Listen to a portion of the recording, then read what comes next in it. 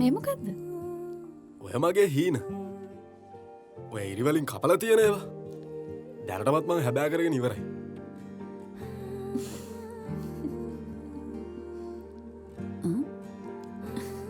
වැඩි හිටියන්ට පමණයි චිත්‍රපටයක් බලන්න ඕනේ.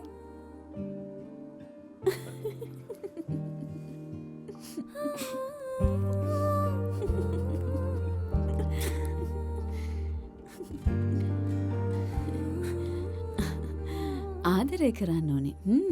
That's a good idea. කසාද බඳින්න ඕනේ. දරුවෝ හදන්න ඕනේ. බිරිඳ දරුවෝ ආදරෙන් බලා ගන්න ඕනේ.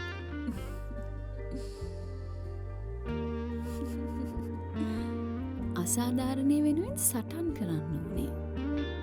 මේවා ඉතින් මිනිස්සුන්ට හරි සාමාන්‍ය දේවල්නේ. ඇයි ඉතින් මේවා ලියලා තියෙන්නේ? ඒත් මගේ අසනීපෙත් එක්ක ඔය දේවල් මට සාමාන්‍ය නැහැ.